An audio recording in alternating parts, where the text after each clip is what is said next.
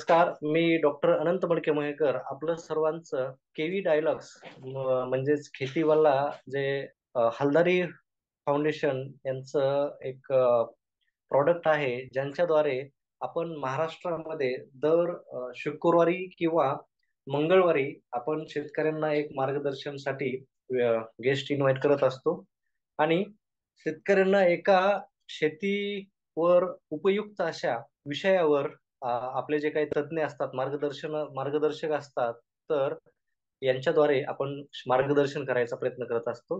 तर आज आपण या केव्ही डायलॉगचा जो मराठीचा आनंद 14वा सेशन आहे, सर या सेशन प्लीज हे जे आपलं मराठीचं सेशन आपण आज 14वं घेतोय आणि या सेशनसाठी आपल्याला महाराष्ट्रामधील कृषी सेवक श्री संदीप झाडगे सर लाभलेले आहेत. तर यांचं मार्गदर्शन आपण सुरू करण्या अगोदर आपण सुरुवातीला शेतीवाला काय कशा पद्धतीनं शेतकऱ्यांसाठी महाराष्ट्रामध्ये कार्य करतो किंवा त्यांचं काय रोल आहे शेतकऱ्यांसाठी याबद्दल थोडक्यात माहिती घेण्याचा प्रयत्न करू. तर जेवढे काही शेतकरी आहेत किंवा शेतकऱ्यांना मदत करणारे वेगवेगळे ऑर्गनायझेशन आहेत, तर यांच्यासाठी शेतीवाला एक महत्वाचं काम करतं. म्हणजे आपण त्याला असं म्हणता येईल की त्यांना मदत करायचं काम या केवी डायलॉग्स किंवा शेतीवालाद्वारे केले जातं. तर यांच्यामध्ये मग वेगवेगळे यांचे उपक्रम आहेत. यामध्ये मग खेती कल्याण हा आहे, शेतीवाला आहे, केवी डायलॉग्स आज जे आपण पाहतोय हा एक केवी डायलॉग्स हा एक यांचा उपक्रम आहे. देन शेती कोश आहे, शेती समिती आहे, शेती पुरस्कार आहे, शेती केंद्र आहे. तर अशा विविध उपक्रमाद्वारे शेतकऱ्यांना वेगवेगळ्या पद्धतीनं मदत करण्याचा एक काम जे आहे या शेती वल्लाद्वारे केलं जातं.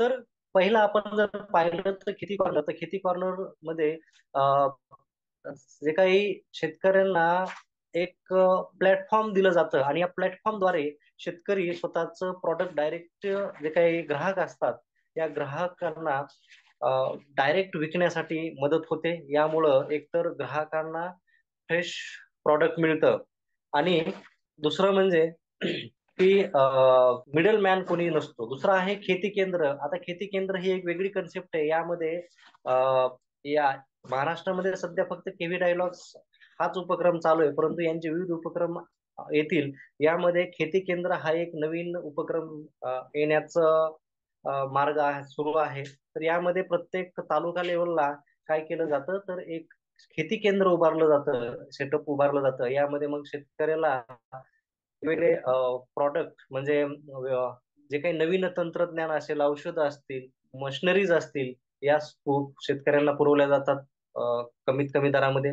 दुसरं यामध्ये शेतकऱ्यांना मार्गदर्शनासाठी तिथं एक जे काही अग्रोनॉमिस्ट असतात किंवा शेतीमधला एक तंत्र व्यक्ती असतो, त्यांचीही त्यांच्याद्वारे काय केलं जातं, तर शेतकऱ्यांना माहिती पुरवण्याचं एक साधन किंवा एक सुविधा उपलब्ध करून दिली जाते.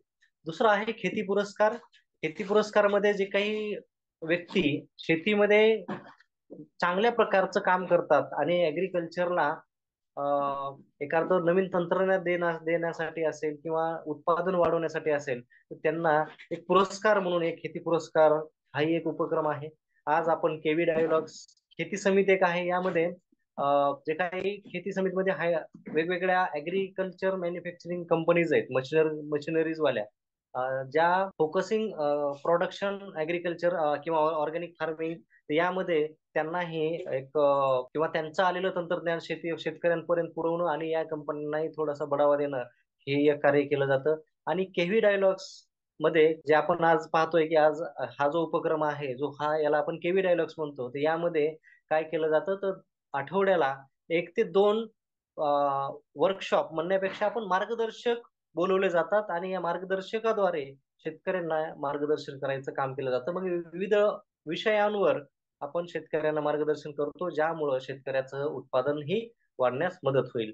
आता दुसरं आहे शेतीवल्ला येतं. मग शेतीवल्लामध्ये ऍग्री न्यूज 24 म्हणजे इथं ज्या काही वेगवेगळ्या न्यूज असतात, तर या सगळ्या न्यूज शेतकऱ्यांपर्यंत पुरवण्याचं काम केलं जातं. तर हे एक शेतीवल्लाचं एक ऍप पण आहे, ज्या ऍपद्वारे शेतकरी वेगवेगळ्या विषयांवर माहिती घेऊ शकतो. तर अशा पद्धतीनं खेतीवल्लाचं मॅगझिन पण आहे. आता सध्या इंग्रजीमध्ये एक खेतीवल्ला चं एक मॅगझिन आहे, ज्याला आपण खेतीवल्ला मॅगझिन म्हणतो. आता हिंदीमध्ये पण यांचं मॅगझिन लवकर सुरू होईल आणि मराठीमध्ये पण मॅगझिन येण्याचा म्हणजे त्या मार्ग शेतकऱ्यांना उपलब्ध करून देण्याचा प्रयत्न सुरू आहे.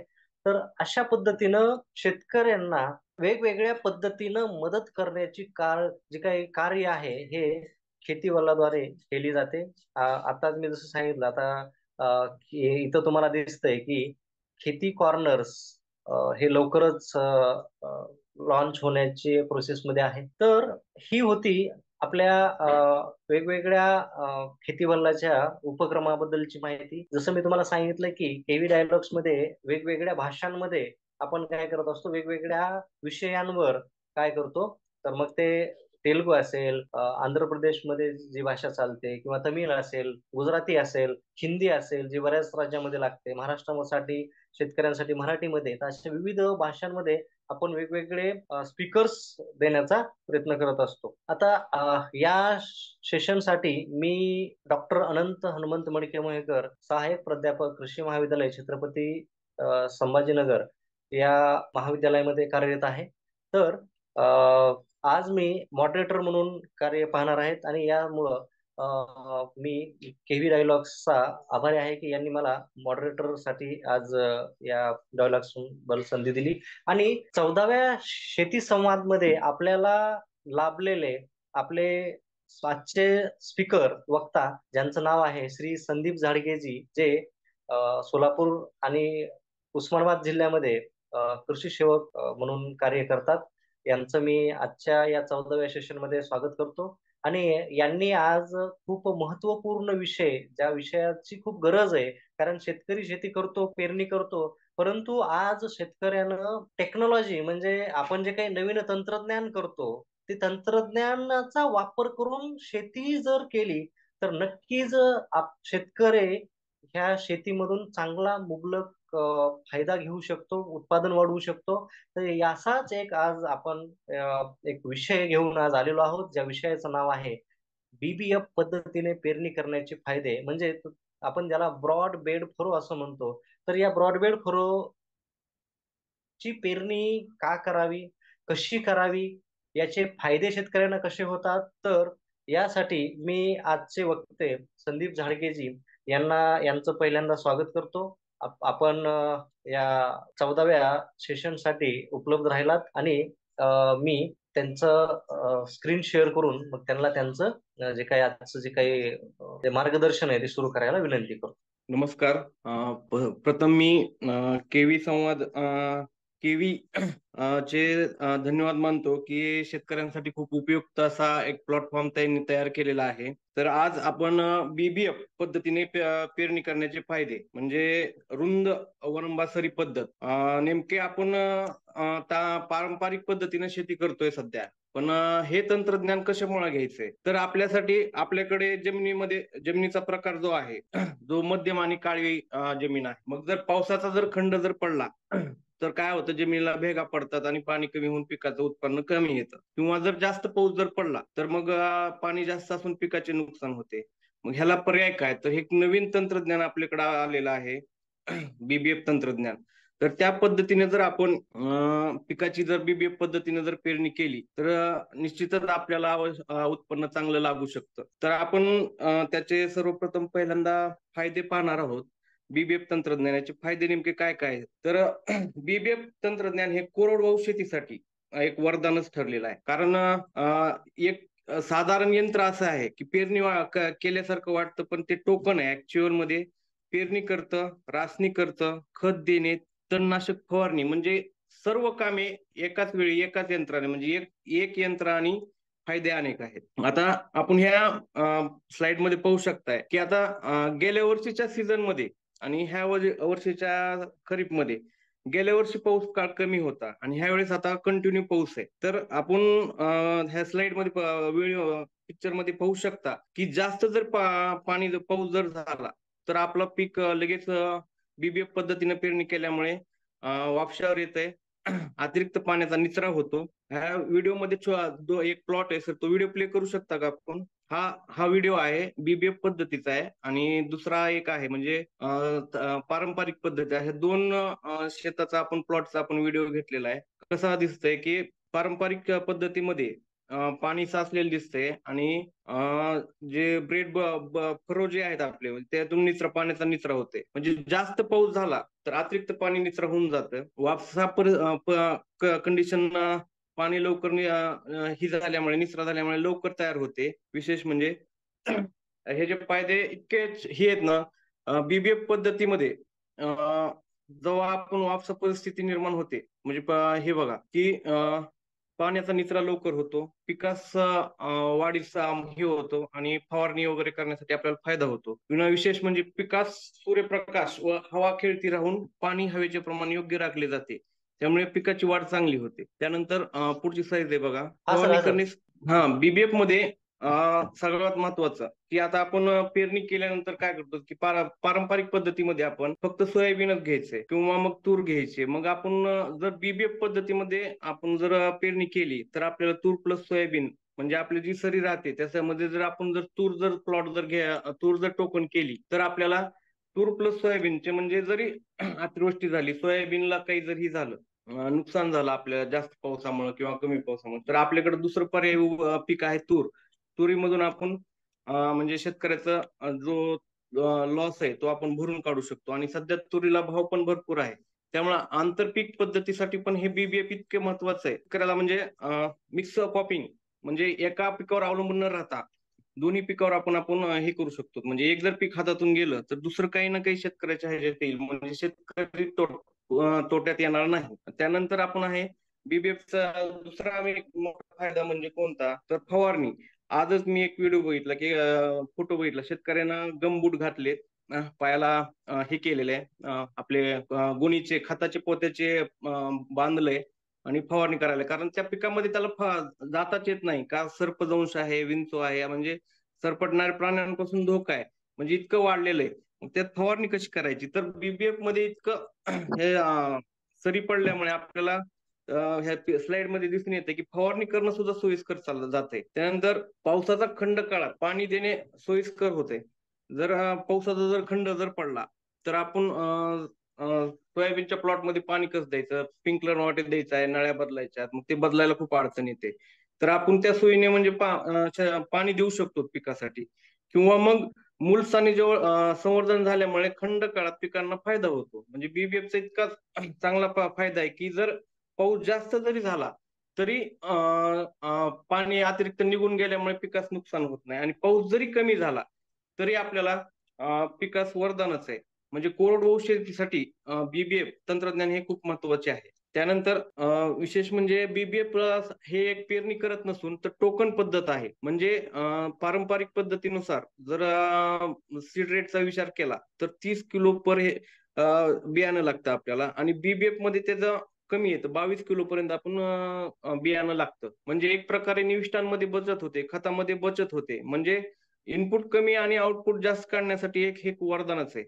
आणि उत्पन्नात त्यामुळे काय होणार आहे, वाढ होणार आहे. थोडेफार एक निष्कर्ष काढलेले आहेत आम्ही, म्हणजे ऍक्च्युअल मध्ये फील्डवर काम करताना शेतकऱ्यांसोबत संवाद होतो त्यावेळेस काही निष्कर्ष काढलेले आहेत की सोयाबीन आणि पारंपरिक पद्धतीमध्ये बीबीएफ आणि बीबीएफ पद्धत आणि पारंपरिक पद्धतीमध्ये जे एक एक प्लॉट जे घेतले होते त्यामध्ये काय काय अशा काही गोष्टी दिसून आल्या की पारंपरिक पद्धतीच्या तुलनेमध्ये बीबीएफ पद्धतीचे बियाण्याचे उगवण जे आहे, बीबीएफ पद्धतीमध्ये जे आपण हे केलेलं आहे त्याचे 2 दिवस अगोदर उगवण होते, आणि चांगली हे दिसतात काय म्हणतात ते अगोदर चांगली 2 दिवस अगोदर दिसून चांगले निरोगी रोग दिसलेले दिसतात. म्हणजे कारण प्लांट पॉप्युलेशन मेंटेन झालेलं असतं त्यात. नंतर त्या दोन्ही प्लॉट मध्ये पीक कापणीनंतर जेव्हा निरीक्षण घेतले, कापणीनंतर पारंपरिक पद्धतीच्या तुलनेमध्ये 100 बियांचे वजन, दाण्यांचे वजन 11 ग्रॅमच्या जवळपास आलेले आहे, आणि बीबीएफ पद्धतीमध्ये 12 ग्रॅम पर्यंत आढळून आलेले आहे. म्हणजे दोन्ही प्लॉटच्या तुलनेत बीबीएफ चे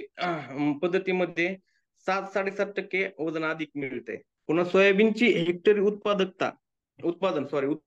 पारंपरिक पद्धतीमध्ये 900 ते 1000 केजी पर्यंत हेक्टरी जाते, पण बीबीएफ मध्ये आपल्याला ते उत्पन्न आहे ते 12.5 ते 1300 kg पर्यंत मिळते. म्हणजे पारंपरिक पद्धत आणि बीबीएफ पद्धतीमध्ये आपल्याला किती डिफरन्स दिसून येतोय की बघा, शेतकऱ्यांना एक तर उत्पन्न जास्त भेटतंय, त्यानंतर जे खर्च आहे, निविष्ठांचा जो खर्च आहे तो कमी होतो. विशेष म्हणजे बियाणं मार्केटमध्ये सध्या 4,000ला एक बॅग भेटते. तेच जर बियाणं आपण घरगुती वापरलं आणि विशेष म्हणजे कमी बियाणं लागतं, टोकन पद्धतीमध्ये हे केलेला जातो. पेरणी, रासनी, खते देणे आणि तणनाशकाची पहिली फवारणी, ह्याच्या सगळे काम एकाच यंत्राद्वारे केले जातात. आणि त्यामुळं यंत्र एक जरी असलं तरी फायदे अनेक आहेत. पुन्हा जास्त पावसामध्ये अतिरिक्त पाणी निचरा होते. म्हणजे अति पाऊस जर झाला, आता सध्या आपल्याकडे पाऊस जास्तच आहे आपल्याकडे कंटिन्यू, मग त्यामध्ये जर बीबीएफचे प्लॉट आणि पारंपरिक पद्धतीमध्ये प्लॉट मध्ये बघितलं, पाणी काही प्लॉट मध्ये साचून दिसतंय आणि बीबीएफ मध्ये पाणी साचलेलं दिसत नाही. म्हणजे हे शेतकऱ्यांसाठी फायद्याचंच आहे. पुन्हा लगेच वातावरण थोडं हे झालं, सूर्यप्रकाश वगैरे झाला की लगेच आपल्याला त्या प्लॉटमध्ये, बीबीएफच्या प्लॉटमध्ये आपल्याला आंतरमशागत करणे, फवारणी करणे, म्हणजे जे इंटरकल्चरल ऑपरेशन असतात ते करता येतात. पण पारंपरिक पद्धतीमध्ये भरपूर अडचणी येतात. त्यामुळे काय होतं की पारंपरिक पद्धतीमध्ये तण जास्त मारलं जातं आणि इकडे बीबीएफ मध्ये आंतरमशागत केल्यामुळे तणांचा प्रादुर्भाव कमी होतो, त्यामुळे उत्पन्नास वाढ होते. त्यानंतर विशेष म्हणजे बघा तुम्ही, सोयाबीनचे पारंपरिक पद्धतीमध्ये जरी प्लॉट मध्ये बघितलं तर बाउंड्री लाईनला जे सोयाबीन असतं त्याला शेंगा जास्त लागलेले दिसतात आणि आधी मध्ये जर बघितलं तर शेंगा कमी असतात. म्हणजे एअर इफेक्ट, बाउंड्री इफेक्ट जो असतो तो ह्याच्यामध्ये भेटतो. म्हणजे हवा आणि पाणी यांचं प्रमाण योग्य राखल्यामुळे उत्पन्नात वाढ होते.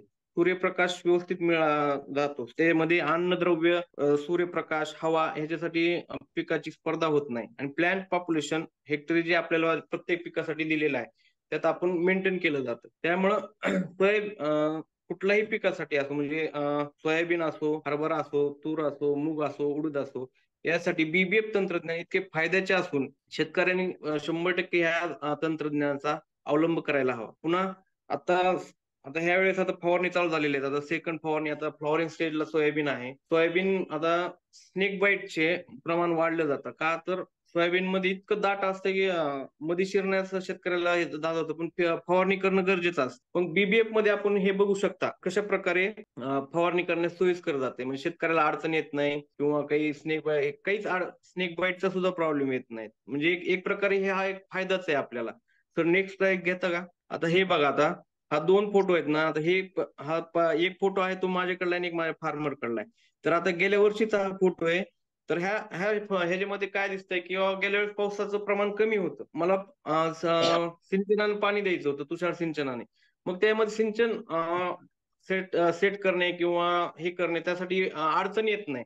आणि हे बघा इकडं सुरुवातीच्या काळात जास्त पाऊस झालेला होता. हा शेतकऱ्याचा प्लॉट आहे का, तो पूर्ण पाण्याखाली जातो. त्याने प्रथम गेल्या वर्षी जेव्हा त्या बीबीएफ पद्धतीने पेरणी केल्यानंतर त्याला चांगल्या प्रकारे उत्पन्न भेटलेलं आहे. नेक्स्ट साईड, आता शेवटचं महत्वाचं काय की सोयाबीन मध्ये उत्पादन, सोयाबीनच्या म्हणजे बीबीएफ पद्धती आणि पारंपरिक पद्धतीमध्ये उत्पादनाचा काय फरक येतो, तर 20 ते 35% पर्यंत आपल्याला उत्पादन जास्त भेटतं बीबीएफ मध्ये.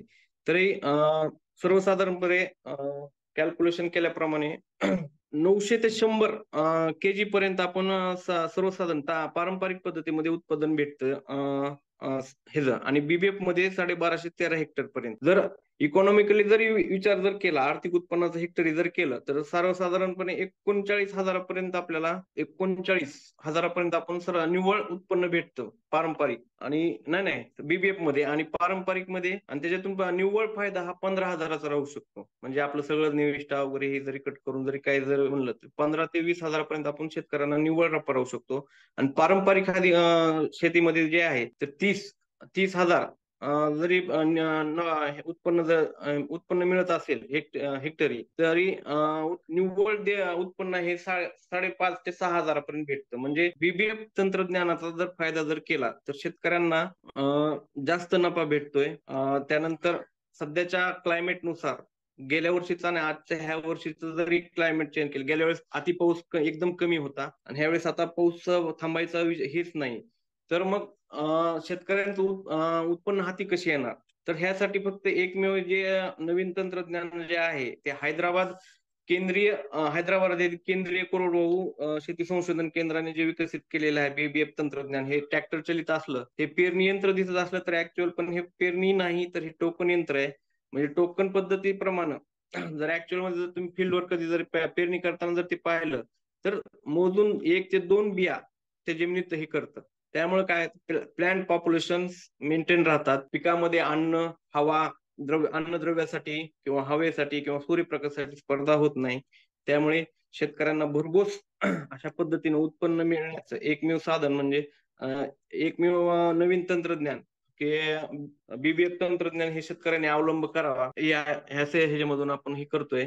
पण ऍक्च्युअल मध्ये जर फील्डवर जर पाहणी जर केली तर हे खूप व्यवस्थित ही केलं असतं, पण हे वन वे झाल्यासारखं झालंय. कारण समोरून कुणी मला रिस्पॉन्स नसते, त्यावेळी जास्त नाही बोलताही नाही गेले. नाही, हम्म, तुम्ही एकदम प्रॉपर व्यवस्थित मार्गदर्शन करताय. काही प्रश्न पण आहेत, हम्म. आपण त्यावरही डिस्कशन करूयात, म्हणजे सेशन व्यवस्थित चालेल, काय हो हरकत हो, चालते चालते. कारण हे कसं आहे, वन वे कम्युनिकेशन मुळे जरा थोडंफार असं वाटतंय की मी एकटा एकटाच बोलतोय काही की नाही स्वतः सर, नाही सर, स्वतःला. सगळं आहे. आणि नंतर हे सेशन आपण युट्यूबवर अपलोड करत असतो. केव्ही डायलॉगचं एक युट्यूब चॅनल आहे, आणि त्या हम्म. युट्यूब चॅनल हजारो शेतकरी हे तुमचं मार्गदर्शन ऐकतात. त्याच्यामध्ये फक्त महत्वाचं काय, बीबीएफ मध्ये फायदे जे आहेत ते, बीबीएफ मध्ये 20% बियाण्यामध्ये महत्वाचं बियाण्यामध्ये बचत होते. जे बियाणं 4,000 रुपयाला एक बॅग आहे सर, तर 30 किलो शेतकऱ्यांना एकरी पहिला रिकमेंडेड डोस होता हेक्टरी. तर आता 22 किलो, म्हणजे बीबीएफ ने इतकं म्हणजे टोकन पद्धतीनं प्लांट पॉप्युलेशन मेंटेन करण्यासाठी इतकं छान प्रकारे हे आहे की बियाण्याची बचत होते शेतकऱ्यांची. म्हणजे 1 एकर मध्ये तुमचं कमी बियाण्यामध्ये हे होतं. जिथं तुम्हाला एक बॅग लागायली तिथं तुमचं 2 एकर त्या एक बॅग मध्ये तुमचं पेरणी होते. येस त्यानंतर सर, बियाणं असतं आणि उत्पादन वाढतं. तर माझा एक प्रश्न आहे सर, हम्म, की किती शेतकरी आता साधारणतः, तुम्ही बऱ्याचशा शेतावर भेटी देता, तर आता एक साधारण किती शेतकरी मध्ये हे आता नवीन जागरूकता झाली किंवा बीबीएफचा वापर करतायत? आता जर तुम्ही जर बीबीएफचं सर्वात जास्त क्षेत्र म्हणलं तर आपल्या विदर्भ आणि मराठवाडा ह्या भागात जास्त आहे. आणि आपल्या इकडं बीबीएफच्या पुढे जाऊन शेतकरी आता टोकन पद्धतीकडे जास्त वळायले. बरोबर. बीबीएफ हा, तर जास्तीत जास्त शेतकरी आपल्याकडे हे करतायत. आमच्या इकडेही आता कसं आहे, आम्ही बार्शी साईडला आहोत, तिथेही सोयाबीनचं क्षेत्र भरपूर आहे. आणि भरपूर पैकी आमच्याकडे आता माझ्याकडे स्वतः माझं एक जे विलेज आहे तिथं 300 हेक्टरच्या जवळपास 300 ते हेक्टरच्या जवळपास बीबीएफ प्लस टोकन पद्धतीने शेतकऱ्यांना पेरणी केलेली आहे. बरोबर, नक्कीच. म्हणजे पाहायला गेलं तर आपल्याला जर उत्पादन जास्त घ्यायचं असेल, आपल्याला सुरळीत जर शेतीमध्ये आपली कामं करायची असतील, मग पाणी देणं असेल, फवारणी असेल, किंवा खुरपणी असेल, काढणी असेल, तर ह्या हा, सगळ्या गोष्टी आपल्याला सोयीस्कर होतात. कमी बियामध्ये जर आपलं 20 ते 30% उत्पादन वाढत असेल, तर जसं संदीप झाडकेजींनी सांगितलं, की प्रत्येकानं अशा प्रकारचं तंत्रज्ञान वापरून, जर असं नाही की सोयाबीनसाठीच आपण करू शकतो, या बीबीएफ पद्धतीचा वापर आपण हरभऱ्यासाठी करू शकतो, मुगासाठी करू शकतो, उडदासाठी करू शकतो. ज्या पद्धतीने त्यांनी दाखवलं की आपण सोयाबीन मध्ये नंतर एखादा जर ओळ आपण तुरीची घेत असाल, तर त्यालाही आपण एक जर वरंबा केला, जर रीच केली, तर आपण त्यालाही कारण तुरीलाही बऱ्याचदा पाणी लागतं, आणि मग तूर उधळायला लागते. तर नक्कीच तुरीला सुद्धा आपण अशा पद्धतीनं जर बीबीएफ तंत्रज्ञानाचा वापर करून आपण जर पाहिलं, बीबीएफ तंत्रज्ञानामध्ये एक मशीन असते, पेरणी यंत्र असतं, जसं झाडकेजींनी, हा हे पेरणी यंत्र आहे. तर हे असे पेरणी यंत्र जर प्रत्येक जे काही पेरणी करणारे व्यक्ती असतील, यांनीच जर अशाच यंत्रांचा जर वापर करायला सुरुवात केली, तर मला वाटतं की सगळे शेतकरी अशा पद्धतीनं पेरणी करतील. आज अडचण बरेचदा अशी होऊ शकते की हे यंत्र बऱ्याच जणांकडे नसतील, माझ्या माहितीच तो. हा सर. आपण बीबीएफ पेरणी यंत्र सर्वांकडे अवेलेबल होऊ शकत नाही. गावात 1 ते 2 असतात. मग ह्यासाठी पण काहीतरी शेतकऱ्यांनी युक्त्या तयार केलेल्या आहेत. सर्वात हम्म. म्हणजे काय की आपल्या सर्वसाधारण पेरणी यंत्राला पण आपण बीबीएफ पद्धत करू शकतो. म्हणजे जर 5 फणी पेरणी यंत्र आहे, जर मधला नळा जर बंद केला, तर आपण पेरणी जर केली आणि नंतर बियाणे उगून आल्यानंतर जर बळी नांगरानं जर त्याच्यात एक सरी जर काढली, तर सेम बीबीएफ पद्धतीप्रमाणेच बेड आणि फरो तयार होतात. किंवा मग आपल्या मॉडीफाय, म्हणजे शेतकऱ्यांची इतके युक्त्या चांगल्या आहेत की तुम्ही हे एक लक्षात घ्या की साईडला नांगर बसवणे, साध्या पेरणी यंत्राला बी आपण कन्वर्ट करू शकतो ते. बरोबर आहे. शेतकरी तर अशा पद्धतीनं प्रत्येक शेतकऱ्यानं जर जरी मशीन नसेल, पेरणी यंत्र नसेल, जसं आपण झाडके सरांनी सांगितलं की एक नळा बंद करायचा आणि त्या बंद केलेल्या नळ्याला जर आपण नंतर बळी नांगर फिरवला तर बैलाच्या द्वारे, तर नक्कीच तिथं ही बी बियांचा द्वारेच केलेल्या पेरणी होऊ शकते. आणि त्याचे फायदे आपल्याला झाडके सरांनी सांगितलेलेच आहेत. तर नक्कीच जे काही आपले शेतकरी आहेत ज्यांनी आतापर्यंत बीबीएफ तंत्रज्ञानाचा वापर करून पेरणी केलेली नाही, तर हे मार्गदर्शन ऐकल्यानंतर मला वाटतंय सगळं जरी क्षेत्र तुम्हाला करायचं नसेल तर 1-2 एकर तर करतायत, ट्राय करून पहा. आणि यामुळे नक्कीच पाऊस हाती असेल किंवा पाऊस कमी असेल तर दोन्हीमध्ये तुम्हाला याचा फायदा होणार आहे. कमी बिया लागणार आहेत आणि आपल्याला जेवढे काही मधले जे काही कामं करायचे असतात, मग फवारणी असेल, पाणी द्यायचं असेल स्प्रिंकलरने, हे सर्व गोष्टी सोयीस्कर होतात. तर संदीप झाडकेजी, आपण केव्ही डायलॉग्सच्या 14व्या सेशनसाठी आज आम्हाला मार्गदर्शक म्हणून उपलब्ध राहिलात. आणि एक अत्यंत साध्या भाषेमध्ये, कारण तुम्ही रोज शेतकऱ्यांसोबत कॉन्टॅक्ट मध्ये असतात, मग त्यांच्या सोबत त्यांचे शेतकऱ्याचे प्रॉब्लेम्स तुम्हाला माहित असतात. तर शेतकऱ्यांचे खरंच काय प्रॉब्लेम आहेत आणि कशा पद्धतीनं ते सोडवले जाऊ शकतात, अशा पद्धतीनं तुम्ही आज शेतकऱ्यांना योग्य प्रकारचं मार्गदर्शन दिलं, त्याबद्दल मी डॉक्टर अनंत, केव्ही डायलॉग्स शेतीवालाद्वारे मी आपलं मनपूर्वक अभिनंदन करतो, धन्यवाद मानतो. आणि जर कोणाला काही एक प्रश्न असेल, जर वक्ते आपले काही एखादा त्यांना प्रश्न असेल तर तुम्ही चॅट बॉक्स मध्ये किंवा अनम्यूट करूनही प्रश्न विचारू शकता. आपल्याला वक्ते याचं नक्कीच मार्गदर्शन करतील. एक म्हणजे महत्वाचं काय आहे की जर शेतकऱ्याला जर फायदा आपल्याला जर करून द्यायचा असेल तर फक्त बीबीएफ वर जर आपल्याला काम करून नाही चालणार. हा म्हणजे काय करावं लागणार, आता आजपर्यंत आपण एकात्मिक कीड नियंत्रण, एकात्मिक तण नियंत्रण किंवा रोग नियंत्रण, डिसीज नियंत्रण, आयपीएम, आयडब्ल्यू यावर आपण काम केलंय. पण एकात्मिक पीक नियंत्रण आयसीएम वर जर आपण काम केलं, म्हणजे सोयाबीनचा जर आयसीएम जर तयार केला आपण, म्हणजे इंटिग्रेटेड क्रॉप. पेरणीपासून पेरणीपासून काढणीपर्यंत, म्हणजे त्या शेतकऱ्याला जर आपण व्यवस्थित हे जर केलं तर निश्चितच शेतकऱ्यांना उत्पन्न वाढण्यासाठी हेच होणार आहे. म्हणजे काय होणार आहे, पारंपरिक पद्धत आणि नवीन तंत्रज्ञान ह्याचा एक जोड देऊन एकात्मिक पीक पद्धतीचा अवलंब जर शेतकऱ्यांनी जर केला तर त्यांचा सोयाबीन असो किंवा हरभरा, आता खऱ्या रब्बीला हरभरा आहे किंवा मूग किंवा उडीद आहे, म्हणजे प्रत्येक पिकाचं आपण उत्पन्न चांगलं घेऊ शकतो. नक्कीच. तर येणाऱ्या काही काळामध्ये आपण आणखीन संदीप झाडकेजींना या इंटिग्रेटेड क्रॉप मॅनेजमेंटवर एक आम्हाला शेतकऱ्यांना माहिती देण्याची एक संधी देऊयात. कारण मी पाहत असतो झाडके सर जे आहेत, मग ते बीज प्रक्रिया असेल, त्यांचं युट्यूब चॅनल पण आहे, किंवा बीबीएफ तंत्रज्ञान असेल, तर या सर्व माहितीची सर्व विषयांवर माहिती त्यांच्या युट्यूब चॅनलवर टाकून ते शेतकऱ्यांना माहिती पुरवण्याचा प्रयत्न करत असतात. आणि हे कार्य एक युवा कृषी सेवक म्हणून खरंच एक चांगल्या पद्धतीचं कार्य ते करतायत. तर त्याबद्दल मी त्यांचे धन्यवाद मानतो. आणि कोणाचाही प्रश्न नाहीये तर आपण आजचं जे काही 14व्या आपलं जे काही केव्ही डायलॉग्सचं जे काही सेशन होतं ते संपूयात. तर धन्यवाद.